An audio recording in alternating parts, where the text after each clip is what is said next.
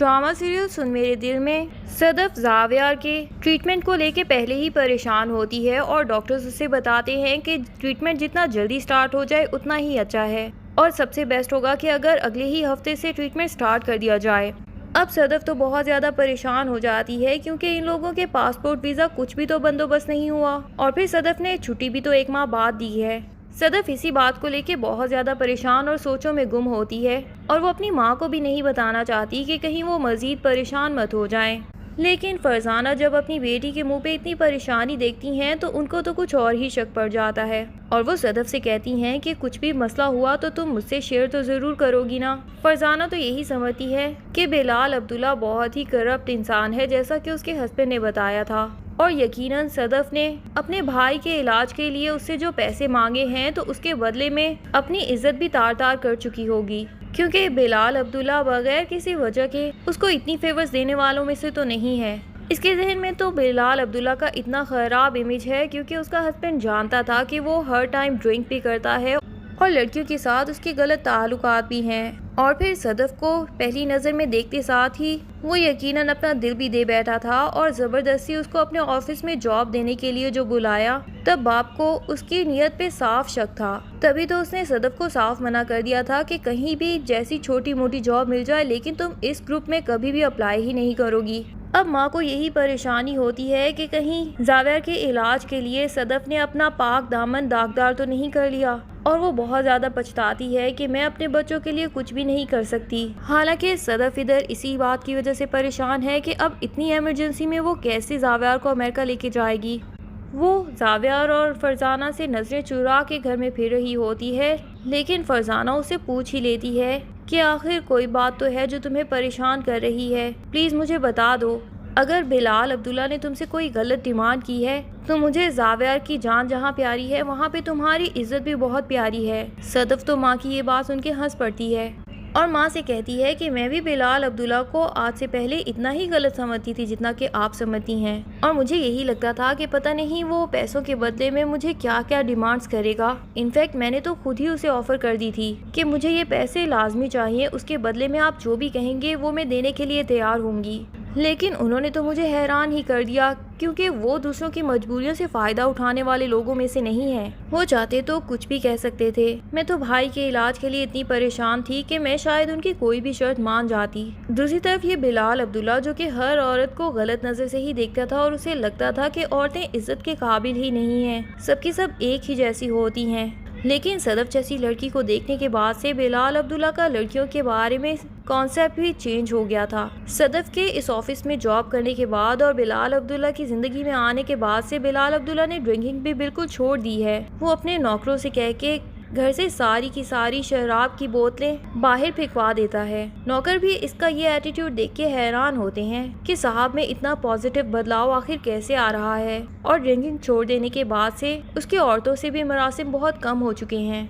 बिलाल अब्दुल्ला की गर्लफ्रेंड उसे बार बार कॉल्स करती है और पूछती है कि क्या हुआ, इतने अरसे से तुम मुझे बुलाते भी नहीं और मुझसे मिलने भी नहीं आते। तो बिलाल उसे भी बता देता है कि तुम्हें तो मैं सिर्फ पीने के बाद ही बुलाता था और जब से पीना छोड़ दिया है तो बस तुम्हें भी छोड़ दिया है।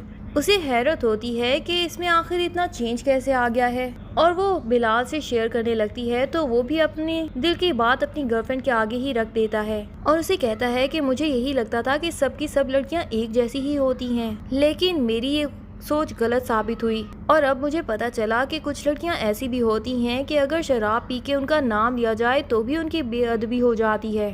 बिलाल की आंखों के सामने सदफ का चेहरा आ जाता है ये बात करते हुए। दूसरी तरफ अमार बहुत ज़्यादा दुखी होता है। उसे लगता है कि वो अब सदफ को कभी भी हासिल नहीं कर पाएगा क्योंकि सदफ को अगर हासिल करना चाहता तो उसके पास बहुत ज़्यादा पैसा होना चाहिए था जो कि उसके पास मौजूद नहीं है। लेकिन अमार और रमशा दोनों इस बात पे हैरान होते हैं कि बाप की डेथ के सिर्फ 8 दिन बाद ही आखिर सदफ को पैसों की ऐसी क्या ज़रूरत पड़ गई कि 8 करोड़ रुपए ही मांग लिए। और फिर रमशा के इतना पूछने के बाद भी सदफ ने यही बताया कि वो सिर्फ इन 8 करोड़ के साथ शॉपिंग करने के लिए अमेरिका जा रही है। अम्मार कहता है कि ज़रूर कोई और बात है क्योंकि जितना मैं सदफ को जानता हूँ उसको तो शॉपिंग्स का कोई शौक ही नहीं है। वो तो एक सूट हफ्ते में 2 बार भी रिपीट कर लेती थी अमार सदफ की याद में हमेशा आंसू बहाता है और रमशा ही है जो कि इस वक्त उसके पास मौजूद होती है और उसके आंसू पोंछती है। अमार रमशा से कहता है कि मुझे तो यही लगता है कि सदफ का बिलाल अब्दुल्ला के साथ कोई अफेयर था, लेकिन हमें इस बात के बारे में मालूम नहीं है। तो रमशा अमार को बताती है कि तुम्हें पता है सदफ ने जो 8 करोड़ बिलाल अब्दुल्ला से मांगे हैं, बिलाल अब्दुल्ला खुद भी नहीं जानता कि सदफ को इन पैसों की आखिर ज़रूरत क्या पड़ी। इवन जब मैंने बिलाल अब्दुल्ला से कहा भी कि आप उससे पूछे तो सही रीज़न, मुझे तो उसने कोई रीज़न नहीं बताई। तो बिलाल अब्दुल्ला ने बजाय इसके कि उससे पूछे कॉल की और उसकी छुट्टी भी फ़ौरन से अप्रूव कर दी। और फिर मुझे भी यही कहा कि जब किसी को जान लिया जाता है ना तो उसकी हर बात पे एतबार भी आ जाता है। और रमशा यही बताती है कि हाँ, मैं जानती हूँ कि बिलाल अब्दुल्ला सदफ को पसंद करने लगे हैं, लेकिन सदफ की आंखों में ऐसी कोई मोहब्बत या कोई पसंदीदगी नज़र नहीं आई उनके लिए। इधर फरजाना खुद ही जाविया को डॉक्टर के पास ले जाती है और उससे ही पूछती है कि आखिर जाविया के बारे में ऐसी कोई बात है जो मुझे जाननी चाहिए। तो डॉक्टर्स उसे बताते हैं कि हाँ जी, हमने सदफ को अभी कॉल करके भी बताया था कि इसको जल्द अज जल्द 1 हफ्ते के अंदर ही अमेरिका पहुंचा देना चाहिए। माँ परेशान होकर पूछती है कि क्या मेरा बेटा सेहतमंद तो हो जाएगा ना। तो डॉक्टर तसल्ली देते हैं कि हाँ, अगर 1 हफ्ते के अंदर ही उसको अमेरिका पहुँचा के ट्रीटमेंट स्टार्ट कर दिया जाए तो यकीनन वो मुकम्मल सेहतयाब हो जाएगा। अब माँ को समझ आ जाती है कि सदफ क्या बात इनसे छुपा रही थी और वो जावियर से भी कहती है कि पता नहीं ये लड़की हर बात हमें क्यों नहीं बताती। तो जावियर जो कि बहुत ही समझदार भाई होता है वो कहता है कि वो हमें हर छोटी छोटी बात बता के परेशान नहीं करना चाहती और साथ ही ये भी कह देता है कि अगर डॉक्टर ने 1 हफ्ते में जाने का इंतज़ाम करने का कहा है तो यकीन है मुझे कि सदफ इसका इंतज़ाम भी कर ही लेगी।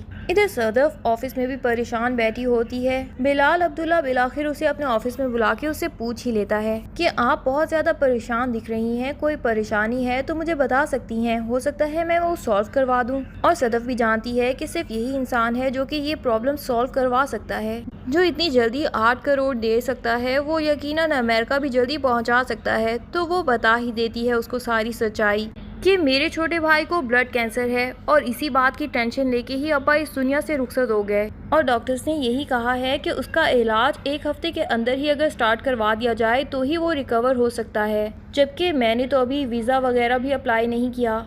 इन सब चीज़ों का प्रोसेस होने में कम से कम भी 1 महीने का टाइम तो लगेगा।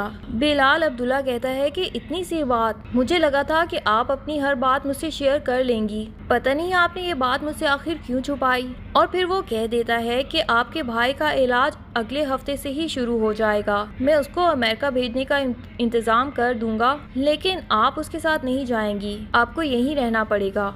सदफ कहती है कि तो फिर उसका ख्याल आखिर कौन रखेगा। जावेद कहता है कि मैं उसके साथ अमेरिका जाऊंगा और आप बिल्कुल बेफिक्र हो कि मुझ पे एतबार कर सकती हैं। आई थिंक बिलाल अब्दुल्ला भी यही चाहता है कि नामदार मिर्ज़ा साहब, जो कि इसके बाप के भी और इसके भी इतने पुराने और सिंसियर वर्कर थे, उनकी खिदमतों का सिला वैसे तो कभी भी नहीं दे पाया। अगर उनके बेटे को जिंदगी लौटा दूं तो हो सकता है कि उनकी रूह मुझसे खुश हो जाए। और कहीं ना कहीं बिलाल अब्दुल्ला ये सब सदफ के लिए भी कर रहा है, क्योंकि वो सदफ को दुखी देखना नहीं चाहता। अब क्या इतनी ज़्यादा नवाजिशों के बाद सदफ के दिल में भी बिलाल अब्दुल्ला के लिए मोहब्बत पैदा हो जाएगी या नहीं, ये सब जानने के लिए ड्रामे की नेक्स्ट एपिसोड का इंतजार कीजिए। तब तक के लिए अल्लाह हाफिज़। वीडियो पसंद आए तो लाइक एंड कमेंट ज़रूर कर दें और चैनल को सब्सक्राइब करना ना भूलिए। Thank you.